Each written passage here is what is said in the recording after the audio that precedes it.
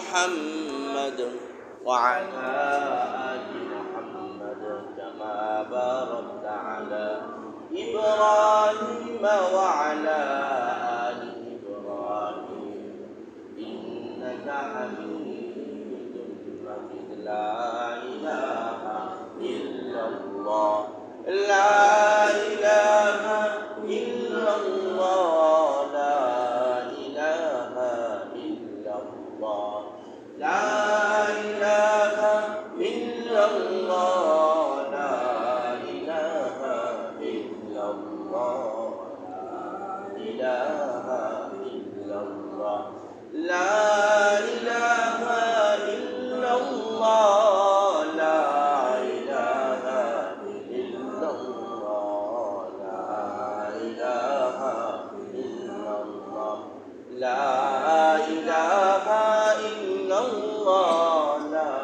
إله إلا الله لا إله إلا الله لا إله إلا الله لا إله إلا الله محمد رسول الله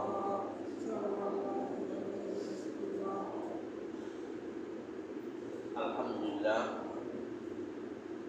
সর্বপ্রথম মহান রব্বুল আলামিনের দরবারে অসংখ্য শুকরিয়া আদায় করি যে মহান রব্বুল আলামিন আমাদেরকে যাচাই করে তার পবিত্র ঘরে জুমার নামাজ আদায় করার জন্য এবং তার পাশাপাশি কোরআন ও হাদিসের আলোকে কিছু কথা শ্রবণ করার জন্য তার পবিত্র ঘর মসজিদে আগে আগে আসার মতো তৌফিক দান করলেন। সেজন্য মহান রবের দরবারে শুকরিয়া আদায় করে সকলে জোরে জোরে বলে আলহামদুলিল্লাহ। সম্মানিত হাজরিন, আমরা আলোচনা করছিলাম মানুষের ফাতেমা অর্থাৎ শেষ মুহূর্ত, তার দেহ থেকে যখন আত্মা বের হবে, হযরতে আজরাইল আলাইহিস সালাতু ওয়াস সালাম যখন তার রূহ নিয়ে যাবেন, সে সময় যেন সে হাসতে হাসতে মৃত্যুবরণ কিভাবে করতে পারবে, সেই সব আমল নিয়েই আমাদের আলোচনা চলছিল। এটাও বলা হয়েছিল যে শেষ ভালো তার সব ভালো তার, শেষ যদি খারাপ হয় সব কিছুই তার খারাপ। আমরা বলেছিলাম মানুষ যদি ভালোভাবে মৃত্যুবরণ করতে চায়, সুন্দর মৃত্যু কামনা করে যে মৃত্যুর মাধ্যমে সে জান্নাতে যেতে পারবে, তাহলে তাকে কয়টি কাজ করতে হবে ভাই? 10টি কাজ, কমপক্ষে 10টি কাজ তাকে করতে হবে। এর প্রথম নাম্বার ছিল 5 ওয়াক্ত নামাজ জামাতের সাথে পুরুষদের জন্য আদায় করা, আর মহিলাদের জন্য ওয়াক্ত মতো 5 ওয়াক্ত নামাজ আদায় করা। 2 নাম্বার ছিল চোখের হেফাজত করা, যে পর নারীর দিকে না তাকানো। 3 নাম্বার ছিল আজানে জবাব দেওয়া, যে মুসলমান আজানে জবাব দিবে তার মৃত্যু হবে কি সুন্দর মৃত্যু হবে। 4 নাম্বার ছিল মিসওয়াক করা, যে মুসলমান সদা সর্বদা মিসওয়াক করবে তার মৃত্যুটা হবে সুন্দর একটি মৃত্যু, সে কালিমা পড়তে পড়তে হাসতে হাসতে তার রূহটা বের হয়ে যাবে। এই 4টি কথা বলা হয়েছে। আজ আমরা 5ম নাম্বার আলোচনা করার চেষ্টা করব ইনশাআল্লাহ। 5 নাম্বার উলামায়ে কেরাম কিতাবে লেখেন যে কোনো মুসলমান যদি সদা সর্বদা ওযুর সাথে থাকে, আল্লাহ তার মৃত্যুটা ঈমান কিসের সাথে থাকলে? ওযুর সাথে থাকলে। যে মুসলমান সদা সর্বদা পবিত্র থাকবে, আল্লাহ তাআলা তাদের কি করবেন? ঈমানী মৃত্যু। নবীজি এক সাহাবী আনাস রাদিয়াল্লাহু আনহু দিয়ে বললেন, ও আনাস, চেষ্টা করো তুমি সদা সর্বদা পবিত্র থাকতে। তুমি যদি পবিত্র থাকতে পারো, তোমার মৃত্যু যখন হবে শুধু সুন্দর মৃত্যু নয়, তোমার মৃত্যুটা শাহাদাতের মর্যাদার সাথে মৃত্যুবরণ করবা। শাহাদাতি মরণ পাওয়া জানতেন কথা নয়, সাধারণ কথা নয়। কোন মুসলমান আল্লাহর রাস্তায় জীবনটা যদি কাফেরদের হাতে দিয়ে দেয়, সেটাই হলো শাহাদাতি মরণ। কিন্তু আমি আপনিও যদি সদা সর্বদা উযু অবস্থায় থাকি, আর এমন অবস্থায় মালাকুল মাউতের সাথে সাক্ষাৎ হয়, আমার আপনার ঈমানের সাথে মৃত্যুটা হয়ে যাবে।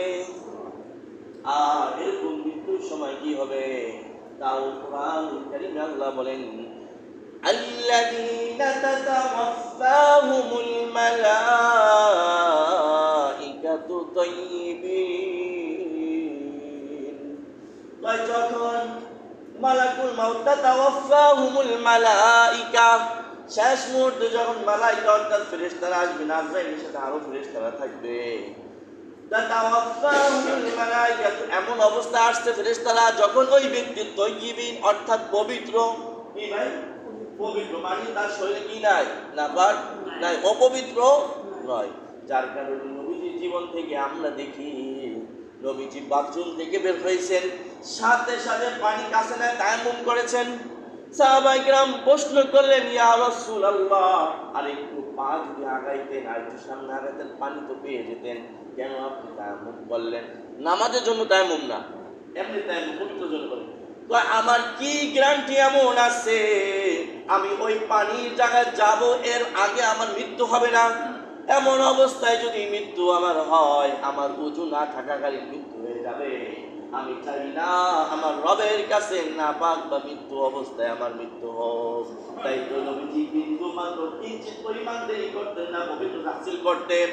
নবীজি যখন রাত্রিবেলা তার স্ত্রীর কাছে যাইতেন, নাপাক হতেন, এরপরে তিনি সাথে সাথে গোসল করতেন।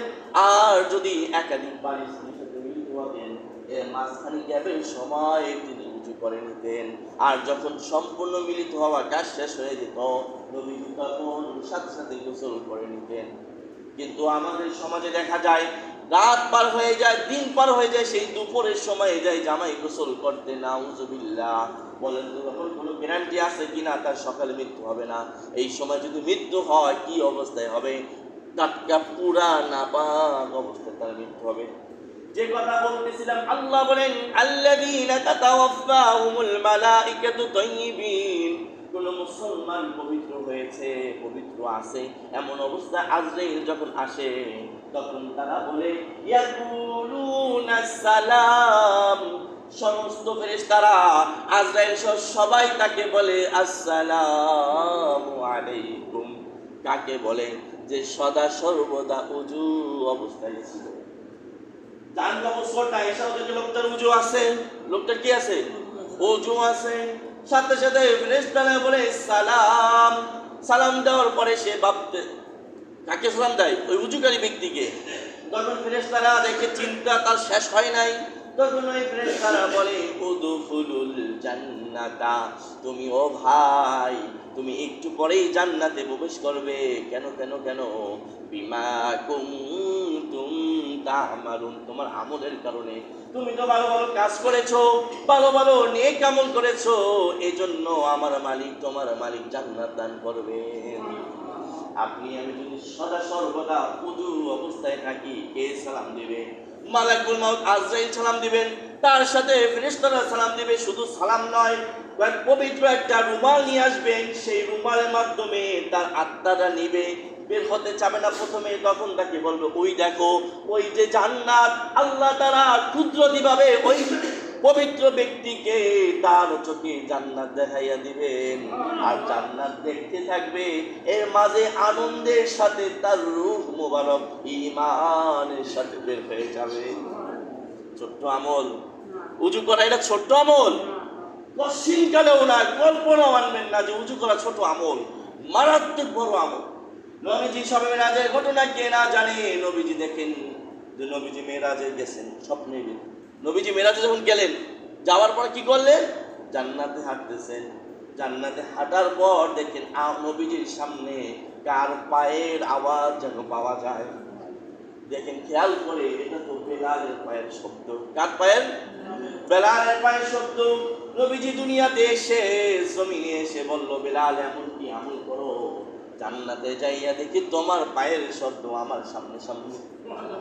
ইয়া রাসূলুল্লাহ, তেমন তো কোনো আমল খুঁজে পাই না যার কারণে জান্নাতে আমার পায়ের শব্দ আপনি শুনবেন। অনেক কথা হলো।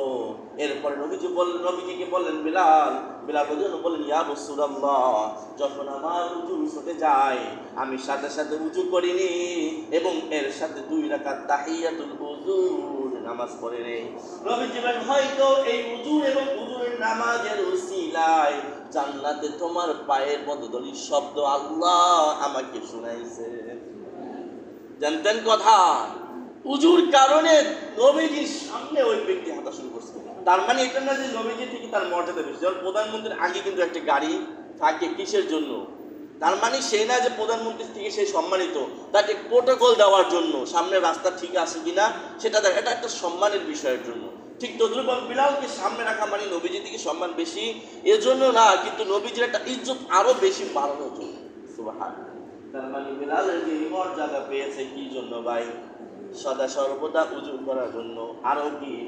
কোন মুসলমান উযুর সময় যদি বলে বিসমিল্লাহি ওয়াল হামদুলিল্লাহ, উযু করলো এই দোয়াটার মাধ্যমে, উযু শেষ করলো কালিমায়ে শাহাদাত পড়লো বা ঈমানের সাথে বলার কারণে তার জীবনের পিছনে সমস্ত গুনাহ আল্লাহ মাফ করে দিবে। ঈমানের সাথে যদি বলতে পারে উযু শুরুতে কি বিসমিল্লাহি ওয়াল হামদুলিল্লাহ, উযু করলো সুন্দরভাবে, শেষ করলো, উযু শেষ করার পর যদি কালিমা শাহাদাত পড়ে আল্লাহ তার পিছনের সমস্ত গুনাহ মাফ করে দেয়। শুধু তাই নয়, এমন কিছু কিছু কিতাবে পেয়েছি সামনের অগ্রিম কিছু কয়েকদিনের গুনাহ আল্লাহ এই উযুর বদলতে মাফ করে দেন। আরো কি? কোনো মুসলমান রাত্রিবেলা ঘুমাইতে গেল, উযু করে ঘুমালো, আল্লাহ একজন ফেরেশতা তার জন্য নিযুক্ত করে দেন, সারাটা রাত তার জন্য দোয়া করতে থাকেন, আল্লাহ এই ব্যক্তিকে আপনি মাফ করে দেন, আল্লাহ এই ব্যক্তিকে আপনি ক্ষমা করে দেন। কে দোয়া করে? যার কোনো গুনাহ নাই এমন এক ফেরেশতা। কোনো ফেরেশতার কি নাই? কোনো গুনাহ নাই। ফেরেশতারা সারা রাত কি করে? আল্লাহ এই উযুকারী ব্যক্তিকে আপনি মাফ করে দেন।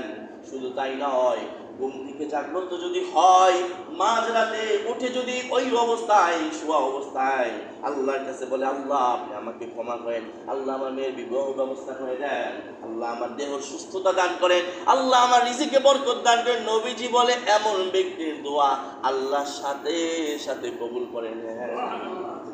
কি কাজ করলে? উযু করলে। উযু করে যদি কেউ ঘুমায় আর মাঝরাতে তার ঘুম ভেঙে যায়, সাথে সাথে কি হয়?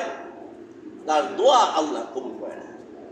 মানুষ যখন ঘুমায় শয়তান তাকে 3টা গিরা মারে, তার গাড়ি কয়টা গিরা মারে? 3টা গিরা মারে। ঘুম থেকে জাগ্রত হয়ে যদি কেউ কি করে, ঘুমের থেকে ওঠার দোয়া পড়ে আলহামদুলিল্লাহিল্লাযী আহইয়ানা বা'দা মা আমাতানা ওয়া ইলাইহিন নুশুর, এই দোয়াটা যখনই মুসলমান পড়ল তার শয়তান যে 3টা গিরা দেয়, একটা গিরা তখন ছুটে যায়। মুসলমান তারপর যখন উযু করে সেটা একটা গিরা ছুটে যায়। মুসলমান যখন আল্লাহু আকবার বলে, তাহাজ্জুদ কিংবা ফজরের নামাজের জন্য দাঁড়ায় যায়, 3 নাম্বার গিরাটাও ছুটে যায়। এই থেকে জানতে পারলাম শয়তানের ওয়াসওয়াসাও থেকে যদি কেউ বাঁচতে চায়, যদি কেউ উযু করে, শয়তানি কুমন্ত্রণা থেকে আল্লাহ তাকে বাঁচাইয়া দিবে। আমরা যখন উযু করতে যাই, নবীজি বলেন কোন মুসলমান যখন হাত ধোয় উযু করতে যাওয়ার সময়, তখন হাত ধোয়ার সাথে সাথে হাত দ্বারা যত অপকর্ম করেছে, পাপ কাজ করেছে, আল্লাহ তার হাতের গুনাহগুলো ওই পানির সাথে দূর করে দেন। মুখ দিয়ে যখন কুলি করে, কুলির সাথে সাথে মুখ দিয়ে হয়তো গীবত করেছে, মুখ দিয়ে বকা দিয়েছে, মুখ দিয়ে কোনো খারাপ কথা বলেছে, কারণ মা বাপ তুলে বকা দিয়েছে, আল্লাহ তাআলা তার কিছু যে গুনাহ আছে এই মুখ দিয়ে কুলি করার সাথে সাথে তার গুনাহ আল্লাহ দূর করে দেন। ঠিক তদ্রুপভাবে চেহারা ধোয়ার সময় গুনাহ দূর হয়, হাত ধোয়ার সময় দূর হয়, মাসিক রসম মাথা দিয়ে যখন কুমন্ত্রণা করে অমুক ভাইয়ের জমি দখল করবো, কুমন্ত্রণা করছিল না সারা বছর, ওই গুনাহ আল্লাহ তার মাফ করে দেন। ইমাম আবু হানিফা রাহমাতুল্লাহি আলাইহির পাশে এক যুবক উযু করতেছেন। ওই যুবককে বলল, তুমি কি একটু আগে চুরি করছো? চোরের মন কি? চোরের মন কি? পুলিশ। তুমি কি একটু আগে চুরি করছো? হুজুর আপনি জানলেন কিভাবে? বুঝলাম না, আমার চুরি করা তো কেউ দেখে নাই।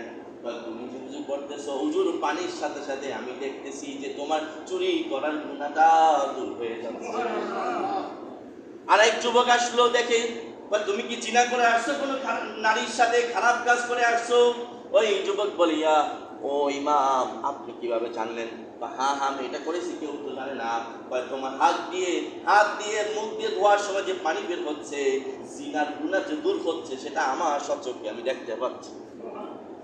আল্লাহ তাদের বাতিনি চোখ দান করেছিল। কি চোখ? বাতিনি চোখ।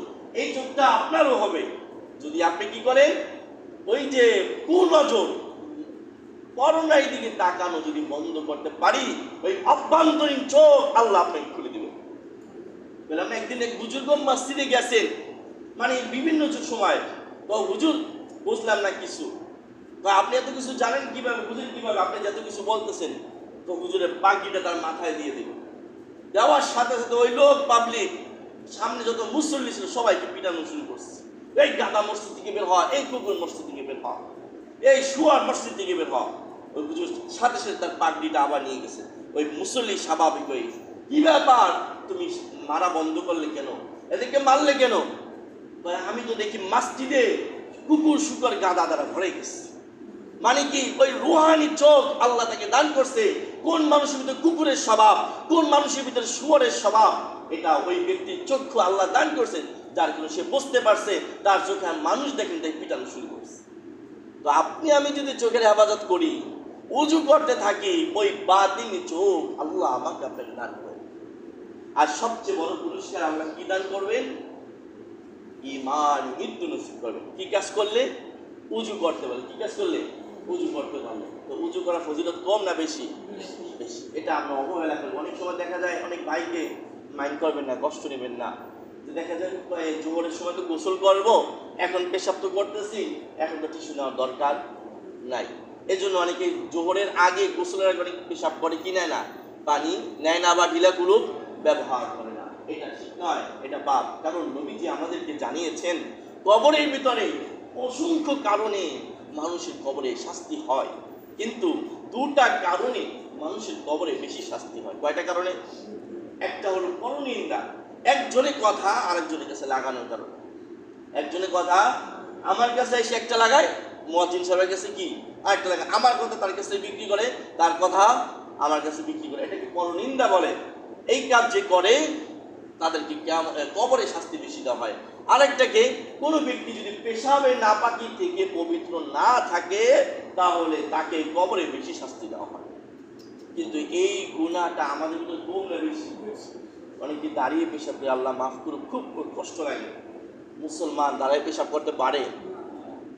মুসলমান কি করে, যখন পেশাব করতে চায়, মাইন্ড করবেন না, আপনার যেমন মুসল্লি, তাই না ভাই, আপন মনে করে কথাগুলো বলছি, কষ্ট নিয়েন না, একবারে কাপড়ে পর্যন্ত উঠায়।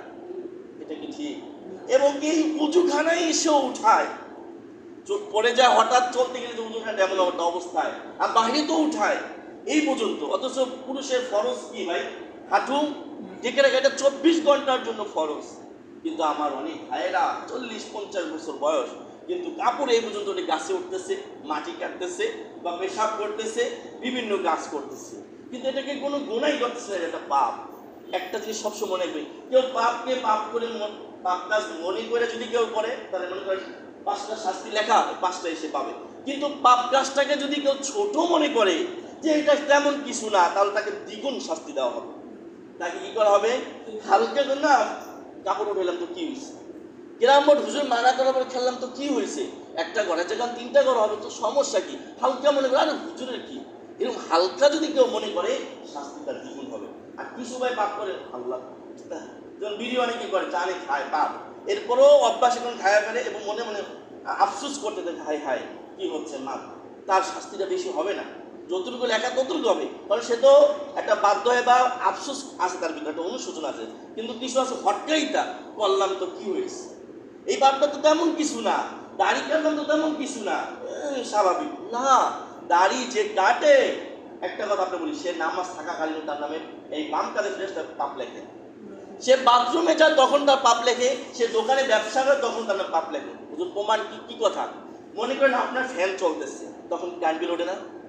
ফ্যান বন্ধ, কারেন্ট বিল ওঠা বন্ধ, ঠিক তদ্রুপভাবে দাঁড়িয়ে আমার কাটা, ঠিক ওই মুহূর্তে আমি কি আছি? পাপ অবস্থায় আছি। আমার নিয়ত কি? আবার বড় হবে, আমি আবার কাটবো। তার মানে পাপটা রানিং। পাপ কি? রানিং। তাই ফেরেশতাও পাপ লেখতে তারা রানিং থাকে।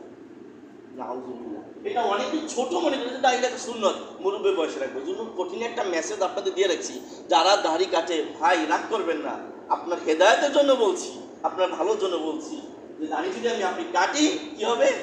24 ঘন্টা নামাজ আপনি পড়তেছেন, তখন আপনার পাপ হচ্ছে, কারণ আপনার দায়িত্ব নাই, আর আপনাকে গুনাই মনে করতেছে। আল্লাহ আমাদেরকে হেফাজত করুন। যাই হোক, আমরা যে আলোচনা করলাম কি আলোচনা ভাই? 24 ঘন্টা যদি উজুর সাথে কোনো মুসলমান থাকে, 1 নম্বর ফজিলত কি? তার ঈমানি মৃত্যু নসিব হয়ে যাবে। 2 নম্বর তার দোয়া কবুল হবে। 3 নম্বর তার কি হবে? শাহাদাতি মর্যাদা আল্লাহ দান করবে। 4 নম্বর ফেরেশতারা তার জন্য 24 ঘন্টা দোয়া করতে থাকে। 5 নম্বর কি? ফেরেশতারা তার জন্য নেকি লিখতে থাকে যতক্ষণ তার উজু থাকে। আপনি উজু করছেন, 3 ঘন্টা উজু আছে, ওই যে দাড়ির মতো উল্টাটা, আপনার 3 ঘন্টা উজু, 3 ঘন্টা আপনার নামে ফেরেশতারা নেকি লিখতেই থাকে। সুবহানাল্লাহ। এখন তো গরমকাল, বাংলাদেশে ঋতু পরিবর্তন হয়েছে, 12 মাসে মাত্র 2 মাস বা 1.5 মাস ভয়ঙ্কর শীত থাকে, কঠিন শীত থাকে, আর বেশিরভাগ কি থাকে? গরম। সবার বাসায় এখন বাথরুম, অ্যাটাচ বাথরুম একসাথে, সবাই এখন চেষ্টা করলে কি করতে। আর আমরা বাসায় গেলে সময় দেরি হয়ে গেছে, 1 মিনিট শেষ করছি, মুখ হাত সবাই আমরা ধুই, একটু ফ্রেশ হয়ে আসি, কি করি? মুখটা পানি দিই, হাতটা কিন্তু ধুই, পাও কিন্তু ধুই, উজুর নিয়তে। আর 2-1টা কাজ বাড়াইলে আমার উজু হয়ে যাচ্ছে। আমি এখানে ধুইলাম, মুখটাতে এমনি ধুচ্ছি, অভ্যাস যেহেতু ভালো। হাতটা আমি এই জায়গায় না ধুইয়া এই পর্যন্ত ধুইলাম, মাথাটা একটু করলাম, পাটা হয়ে গেল, উজু হয়ে গেল। কি করি না আমরা? ফ্রেশ হয় না? তাই বাবা তুই ফ্রেশ হয়ে বাসার থেকে যাই না, আমরা বাসায় ঢোকার সাথে সাথে আপনি উজুর নিয়তে চেহারা মাথা সুন্নত তরিকে আপাতত ওই সময় না পারেন, কমপক্ষে পুরো চেহারা, হাত, মাথা আর আল্লাহ। গত সপ্তাহে যে টাইসের জন্য কালেকশনের কথা বলা হয়েছিল, এই সপ্তাহ করবেন, আগামী সপ্তাহে আপনারা কি মানসিকভাবে